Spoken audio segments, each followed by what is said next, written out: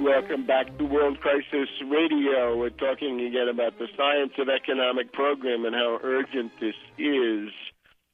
We're told that the drafting committee down there at Occupy Wall Street had certain things on the drawing board. The spontaneous demands that these people came up with were the following: increase the budget of the Securities and Exchange Commission. So what? Did they get bigger bonuses? That's wonderful. That's the Securities and Exchange Commission is the leading example of regulatory capture. They're totally under the control of Wall Street. You'd have to basically do an air traffic controller on them and fire most of the leaders, at least. End the revolving door between government and Wall Street. Finance reform. You get the idea. These are timid process demands. And this is the revolution. After all the Sturm und Drang, we're going to go marching and getting arrested and gassed and pepper sprayed and beaten. And then you're going to have campaign finance reform, timid, cowardly process demands. Doesn't help me get a job, can't see a doctor, stop the fraud closure, tuition and debt. Has nothing to do with it. And people proposing this, I'm afraid, these sound like Democratic congressional aides taking a few weeks off to go and mislead the people who are demonstrating. You get the idea. It's got to be fighting demands, right? And, of course, if you want to have the revolution, we may need a revolution. Let's have the revolution, and we'll invite Michael Moore, Mike Myers, Stiglitz, Chomsky, Sarandon, Cornel West. Right. Fire-eating revolutionaries all, I'm sure.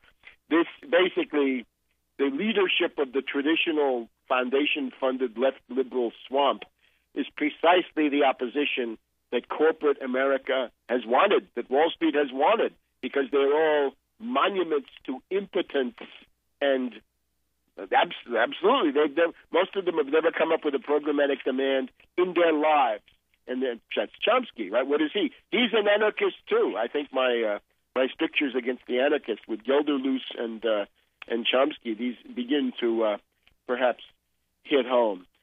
So this is the situation. Now we got, as I said, we got some reports from different places, from San Antonio, Texas, from Portland, Oregon. We had a demonstration in Los Angeles of some note, in Chicago, and many, many other places. So hopefully it is a sea change, and the mass strike hopefully will spread. The way to spread it is to include some prominent demands that will address the needs of people that are not yet participating, right? If you have students first and they're joined by labor, that's good. That's great. It's indispensable. Now you need more. Again, minorities, farmers, women, old people, students, you name it. And some unions, of course, are much better than others. The nurses right now are out in front. So I think this essentially, I would just say Ron Kokesh, he's out there talking about the sanctity of debt. He wants people to pay their debts. He thinks that it's scandalous that we want to cancel the student loan debt. He's got a YouTube up there where he talks to a guy at one of the D.C. demonstrations, and he's scandalized. How dare you propose that there be debt relief?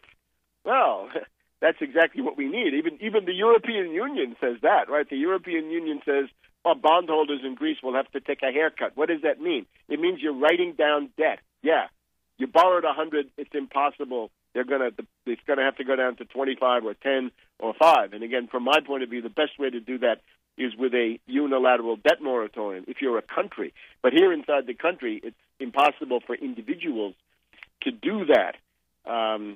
The problem, again, with the Federal Reserve is it's private. It's time to nationalize it. You end the Fed, and all of that power goes back into the hands of the Wall Street zombie bankers. And that would, of course, mean the end of civilization as we have known it. Now, shifting gears into the area of foreign policy. We're talking about the Putin bonus. The fact that we've had, basically, we're getting Putin's October Revolution.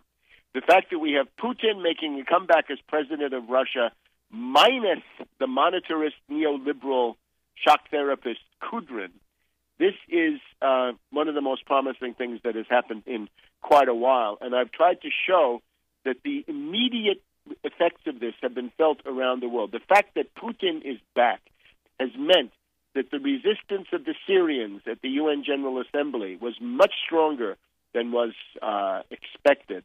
That Rogozin, the Russian delegate to the NATO Council, was much more vehement on the Serbian-Kosovo provocations than he had been in the past. And that, of course, is that NATO, acting in synergy with the Kosovo leadership, who are a criminal syndicate, right, the KLA or UCK or whatever they call them, that is a criminal syndicate under this guy, Taci.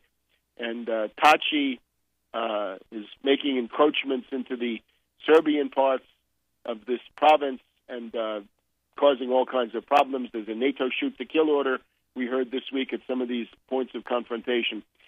Rogozin warns that this is the kind of thing which in the past has caused world wars, starting from the Balkans. Putin also says he is not in a hurry to join the World Trade Organization. Very, very interesting.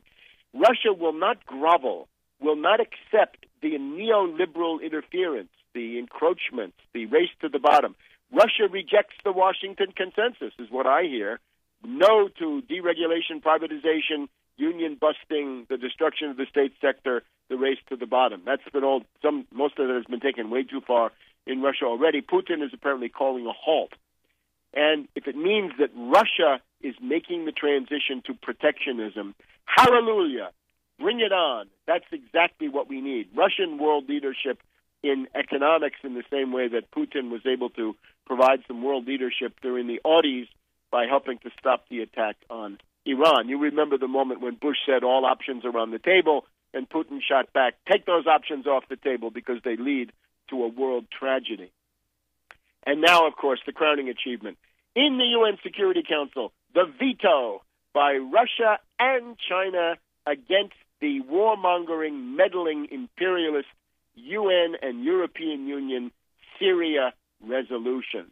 This was a day to remember. The Washington Post editorial here, still apoplectic towards the end of the week. Cowardly vetoes.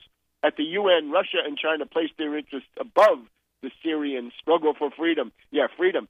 Civil war and NATO bombing is what they're getting, not freedom. And Russia and China have said no. Other coverage says, and quite correctly, I believe, the Chinese would not have done this alone, but the fact that Putin and Russia took the lead meant that the Chinese felt strong enough to do it. Excellent. Vitaly Churkin sounding much better than he has in quite a while, pointing to in his rather blunt speech that the Western powers were presumably going to use this as a cover first for economic sanctions and then for a military attack. In the follow-up, the U.S. and the Europeans attempted some desperate parliamentary maneuvers to come up with something they could use for aggression or economic warfare. The BRICS, Brazil, Russia, India, China, South Africa, blocked the attempt. Susan Rice, the vampire, is still hissing. Now we have the Halloween season.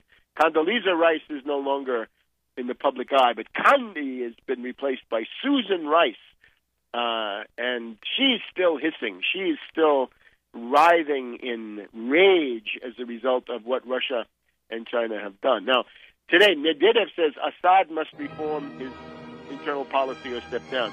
Again, it's a wonderful opportunity for Medvedev to butt out of Syrian internal affairs and stop interfering and stop meddling. No meddling is needed by the Syrians. They can handle this on their own.